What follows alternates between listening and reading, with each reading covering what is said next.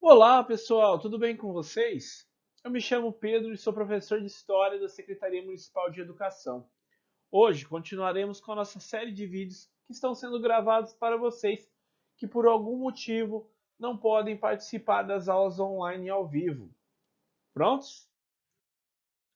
Essa aula é para a turma do nono ano e do EJA do ensino médio. Hoje terminaremos o material 3, ok? Na nossa última aula, nós vimos que durante o período colonial, né, no Brasil, os indígenas não aceitaram facilmente a dominação portuguesa. Houveram muitos focos de revolta, muitos focos de resistência. Né? Agora, vamos continuar com as atividades propostas, né, pela apostila. Leia o trecho do livro Concordância das Leis de Portugal e das Bulas Pontifícias, das quais umas permitem a escravidão dos pretos da África e outras proíbem a escravidão dos índios do Brasil, de Dom José Joaquim da Cunha de Azeredo Coutinho, de 1796. Acompanhem comigo, por favor. Quiseram os portugueses entrar naquelas terras, os índios se opuseram. Principiaram as guerras, houveram prisioneiros. Permitiu-se que os havidos em justa guerra fossem escravos para cultivarem as terras que se iam descobrindo, ainda incultas em toda a sua grande extensão. Pois, o índio pouco hábil para a agricultura, que era o fim da escravidão, e indomável pelo meio da força, pois que enquanto ali houvesse uma serra, uma brenha e um asilo para um selvagem, seria mais fácil destruí-los do que sujeitá-los de repente a um trabalho para eles novo. E conhecendo-se também que era mais fácil chamá-los para a comunicação dos portugueses pelos meios doces e pacíficos da religião. Foi necessário proibir a escravidão daqueles índios e declará-los livres, para que, uma vez entrados na sociedade, se fossem com o tempo e com o exemplo acostumando ao trabalho e ao novo gênero de vida. Né? Percebemos pelo texto que não é de hoje, né, que os governantes, os responsáveis, né, ou que estão empreendendo algo no Brasil, buscam, né, mudar a cultura do indígena, né, de forma a não respeitar um olhar etnocêntrico, como nós já vimos. Né? Então, juntos, vamos resolver essas atividades. 1. Segundo o texto, qual a atitude dos indígenas diante da tentativa de invasão de suas terras? Bom, pelo texto, nós percebemos mais uma vez que os indígenas resistiram à tomada de seus territórios. 2. O que os portugueses teriam feito com os indígenas prisioneiros? Bom, aqueles que foram derrotados nos conflitos acabaram tornando-se prisioneiros e foram escravizados com o objetivo de trabalhar as terras e se iam descobrindo, né, trabalhar por meio da agricultura. Terceira questão. Por que Dom José Coutinho cita que o indígena é indomável pelo meio da força? Bom, segundo o bispo, o indígena era indomável pelo meio da força, pois tinha facilidades em fugir pelas matas por ele já conhecidas. Bom, quarta questão. Qual a solução encontrada pelos portugueses para se utilizar a mão de obra indígena? Tá? Bom, pessoal, eles utilizaram então, usaram como estratégia, né, o caminho da religião, com a educação na fé cristã e nos costumes europeus, para assim os indígenas aprenderem a prática da agricultura e a disciplina necessária para assumir, né, as condições de súditos do rei. Né? Então eles resolveram então a partir da religião, né, e dos costumes europeus moldar esses indígenas para que eles fossem bons súditos, né, fiéis súditos. ok? Quinta questão. Tendo como base os conceitos de etnocentrismo e alteridade, que nós já conversamos bastante, né, em aulas anteriores, é possível identificar no texto algum deles? Qual? Justifique sua resposta.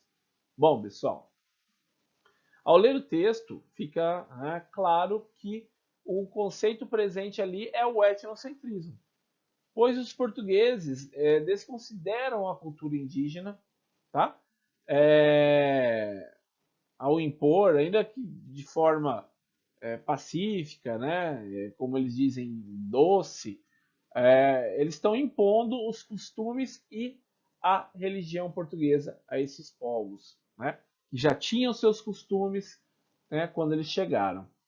E é como eu disse para vocês, é algo que se repete ainda hoje, né?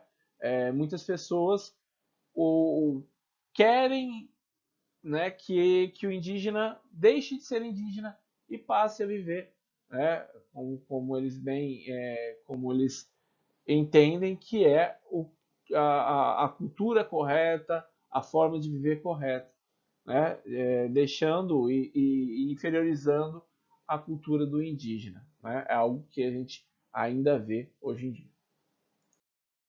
Prosseguindo, pessoal, vamos ler agora o trecho de um relatório, né, do português Luiz Dallancult, de 1826, a respeito dos guaicurus, né, que vimos na aula passada sobre eles.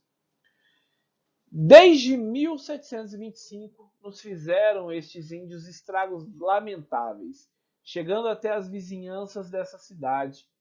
E apesar das expedições dispendiosas que mandamos contra eles, nos assassinaram 45 homens e nos traziam em contínuo desassossego.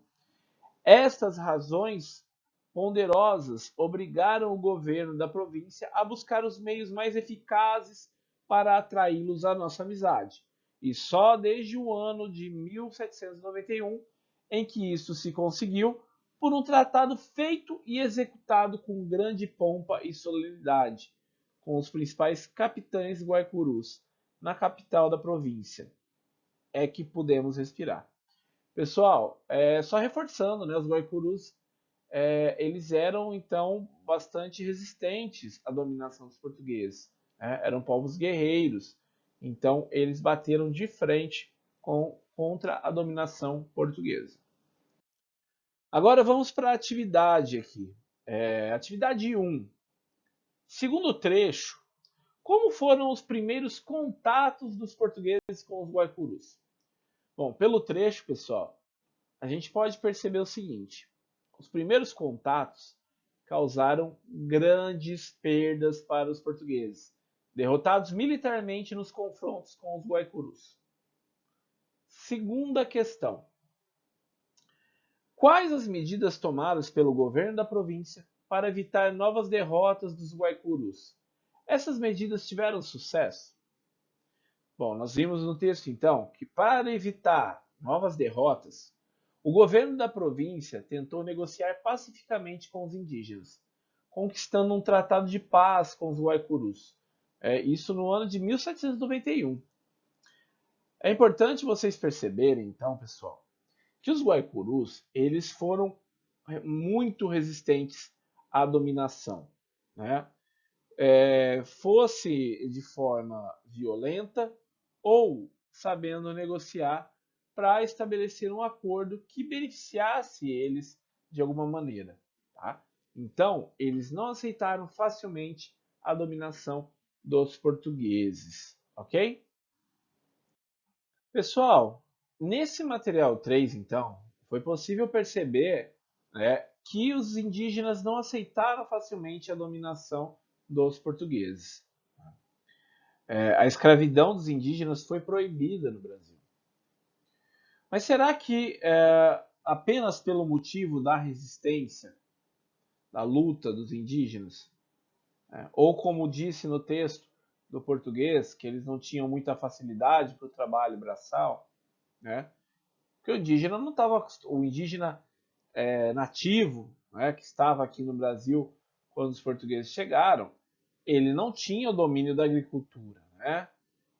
A maioria dos povos eram nômades ou seminômades. Então, a gente tem aí uma certa dificuldade na adaptação desses indígenas.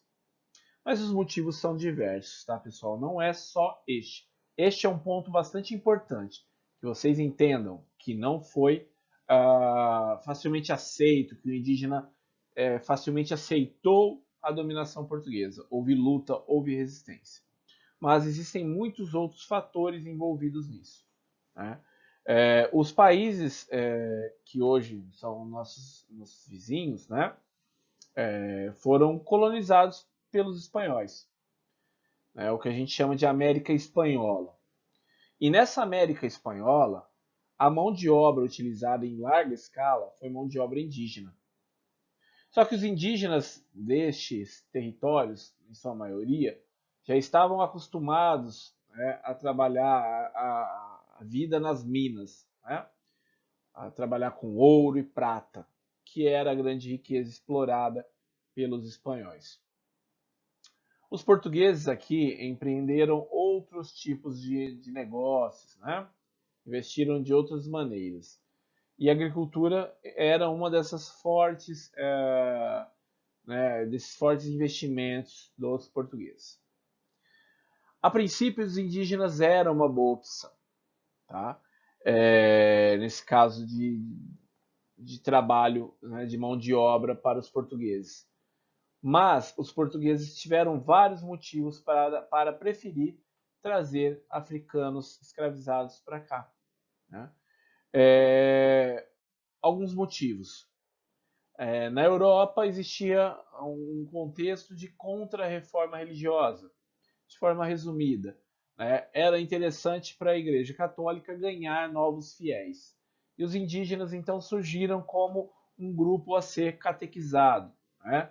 A igreja passou a pregar então que eles eram puros, né, inocentes, por isso eles adoravam outros deuses, mas eles eram inocentes e poderiam ser catequizados. Já os africanos eram considerados né, possíveis de serem escravizados, né, pela igreja, e a igreja justificava isso, né, porque dizia que eles adoravam religiões né, demoníacas, e desprezavam totalmente a cultura dos africanos. Então, os portugueses enxergaram, nesse sentido, a utilização da mão de obra escrava de africanos, uma oportunidade de negócio. Então, a questão econômica é muito forte aqui. Tá? Então, não é só a questão da resistência, não é só a questão religiosa. Uma das principais questões é a questão econômica. Porque o tráfico de escravos gerava muito lucro, né? Porque eles eram trazidos e vendidos como mercadorias. Os indígenas, se fossem capturados e utilizados como mão de obra, não geraria esse lucro do tráfico. Então foi proibido, né? Embora tenha sido utilizado ainda a mão de obra escrava de indígenas, tá? Mesmo com a proibição. Em algumas regiões ainda era utilizado. Mas passou a ser utilizado em larga escala a mão de obra de africanos escravizados, que eram trazidos de forma forçada para cá, vendidos como mercadorias, né? Existia também estratégia dos senhores que compravam esses escravizados, né? Porque vieram povos de diferentes etnias, que falavam línguas diferentes, que não conheciam o território, né? Que não iam fugir, que não iam ter facilidade ao fugir, né? Poderiam tentar fugir, mas eles não conheciam o território como os indígenas conheciam, por exemplo, né? Então esse africano não ia ter facilidade aqui para se deslocar, por não conhecer território. Os senhores compravam geralmente, né, separavam famílias, compravam escravos com, né, etnias diferentes, que falariam línguas diferentes, para não haver comunicação, né, para ter resistência, para ter fuga. Então foi toda uma estratégia econômica aí. Né? Os portugueses enriqueceram muito com o tráfico de escravos. O Brasil foi o país que mais utilizou mão de obra escrava, né, na história da América. Né? do período de colonização. Ok?